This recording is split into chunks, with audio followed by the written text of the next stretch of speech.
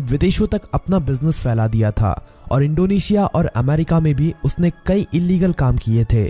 इसीलिए इंडोनेशिया और अमेरिका की सिक्योरिटी फोर्स भी रॉकी को पकड़ना चाहती थी, पर अब रॉकी मर चुका है।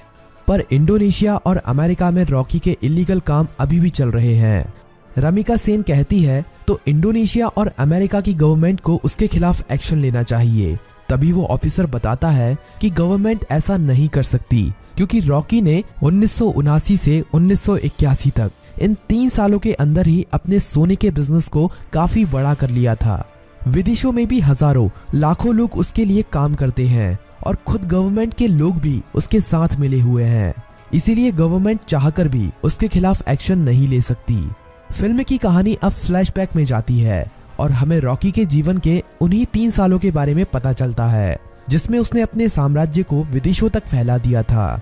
सभी माइनों पर कब्जा होने के बाद रॉकी ने और कई माइनों की खोज कर ली थी और सभी लोगों को उनकी खुदाई में लगा दिया था।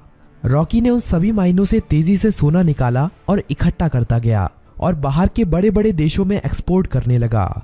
रॉकी को विदेशों से काफी बड़े बड़े ऑर्डर आने लगे, जिनको पूरा करने के लिए उसने खुदाई को और तेज करवा दिया था। दूसरी तरफ से उसने माइन की खुदाई के लिए और सोने की खोज के लिए अमेरिका से कई टेक्नोलॉजी मशीन भी मंगाई थी, जिससे वो जल्द से जल्द इन सभी माइनों का सोना निकालकर इकट्ठा कर सके। रॉकी ने अगले 1 साल के अंदर इन माइनों से इतना सोना निकाला था जितना कि पिछले 20 सालों में भी नहीं निकाला था। दूसरी तरफ रॉकी ने अपने इलाके को एक इंडस्ट्रियल एरिया बना लिया था और माइन में काम करने वाले लोगों के लिए उसने अच्छे घर, स्कूल, कॉलेज, अस्पताल सब कुछ बना दिए थे। इसीलिए खुदाई करने वाले लोग उसे काफी पसंद करते थे और उसके लिए अपनी जान देने के लिए भी तैयार थे। धीरे धीरे करके रॉकी का साम्राज्य बड़ा ही होता जा रहा था। विदेशों में सोने का एक्सपोर्ट करते करते रॉकी की जान पहचान भी विदेशों की सरकार से भी हो गई और सरकारों के कई लोग रॉकी के साथ मिल गए। रॉकी कई बार इंडोनेशिया और अमेरिका में भी गया था। वहां पर भी उसने अपने सोने के साम्राज्य को काफी बड़ा कर लिया था।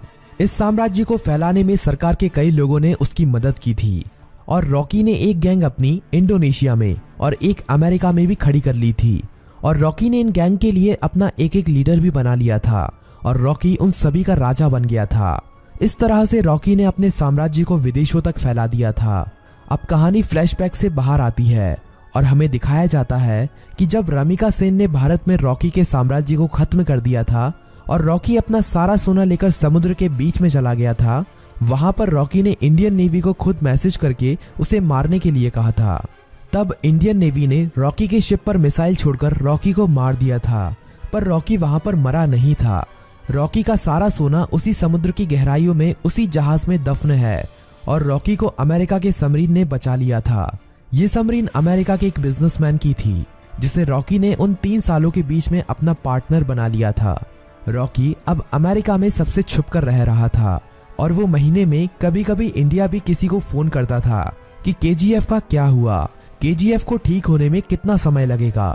अब कहानी इंडिया में शिफ्ट होती है और हमें दिखाया जाता है कि सलार केजीएफ के तबाह होने के बाद केजीएफ को दोबारा से खड़ा कर रहा है और जो लोग बच गए थे उन सभी लोगों के साथ मिलकर रॉकी के साम्राज्य को दोबारा से खड़े करने में लगा हुआ है।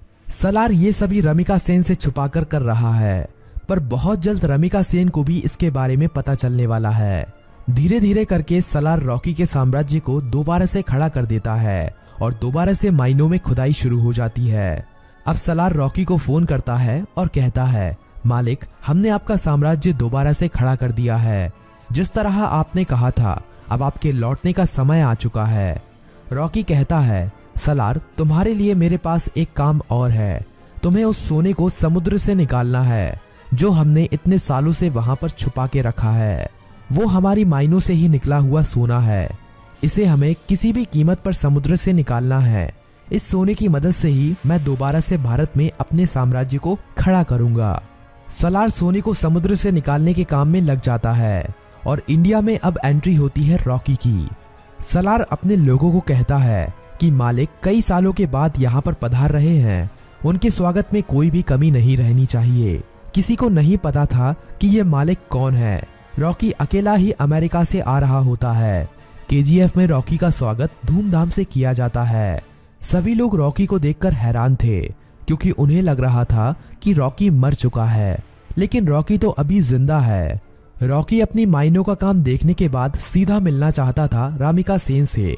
सलार कहता है कि हम भी उसके साथ चलेंगे, पर रॉकी कहता है कि नहीं, मैं अकेला ही मिलने जाऊंगा।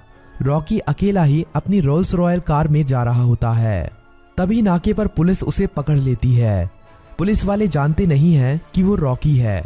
वो रॉकी के पास लाइसेंस ना होने की वजह से और ओवर स्पीड